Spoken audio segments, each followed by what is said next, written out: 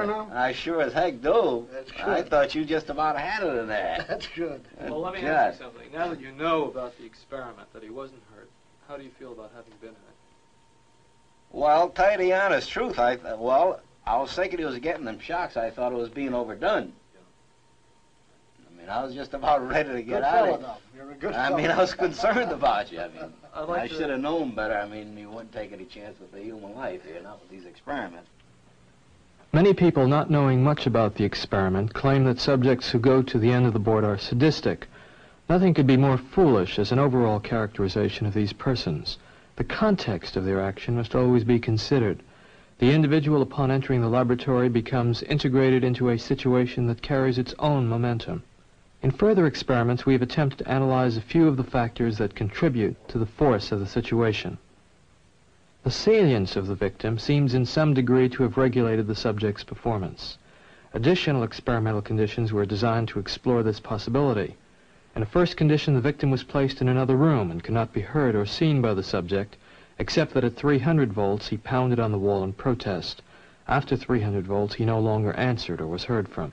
In a second condition, the victim's protest could be heard through the walls of the laboratory. This condition was depicted in the present film. In a third condition, the victim was placed in the same room as the subject and 1.5 feet from him. Thus visible, as well as audible and voice cues were provided. The final condition of this series was identical to this, with this exception. The victim only received a shock when his hand rested on a shock plate. At the 150 volt level, the victim demanded to be let free and refused to place his hand on the shock plate. The experimenter ordered the subject to force the victim's hand onto the plate.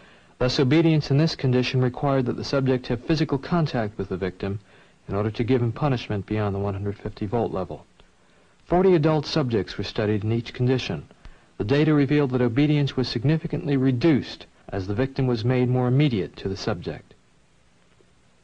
If the spatial relationship of the subject and victim is relevant to the degree of obedience, the relationship of subject to experimenter would also seem to play a part.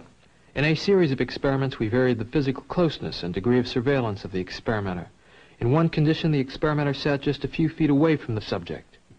In a second condition, after giving initial instructions, the experimenter left the laboratory and gave his orders by telephone. In still a third condition, the experimenter was never seen, providing instructions by means of a tape recording activated when subjects entered the laboratory. Obedience dropped sharply as the experimenter was physically removed from the laboratory. The number of obedient subjects when the experimenter was present was almost 3 times as great as when the experimenter gave his orders by telephone. It would appear that something akin to fields of force, diminishing in effectiveness with increasing psychological distance from their source, have a controlling effect on the subject's performance. The effectiveness of the experimenter's commands may depend in an important way on the larger institutional context in which they are issued. The experiments described thus far were conducted at Yale University, an organization which most subjects regarded with respect and sometimes awe. To explore the problem, we moved our apparatus to a somewhat run-down office building in industrial Bridgeport, and we replicated experimental conditions there without any visible tie to the university. The level of obedience in Bridgeport, although somewhat reduced, was not significantly lower than that obtained at Yale.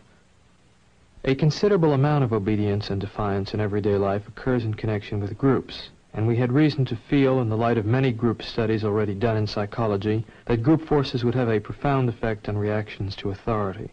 A series of experiments was run to examine these effects.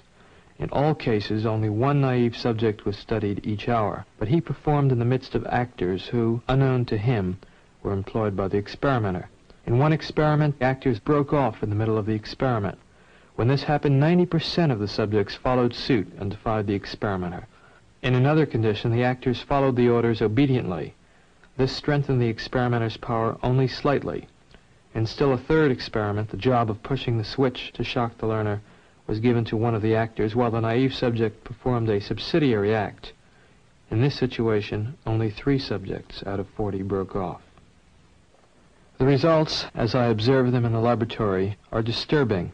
They raise the possibility that human nature cannot be counted on to insulate men from brutality and inhumane treatment at the direction of malevolent authority.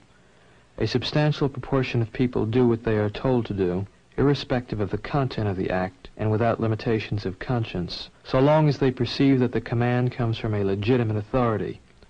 If in this study an anonymous experimenter could successfully command adults to subdue a 50-year-old man and force on him painful electric shocks against his protests, one can only wonder what government, with its vastly greater authority and prestige, can command of its subjects.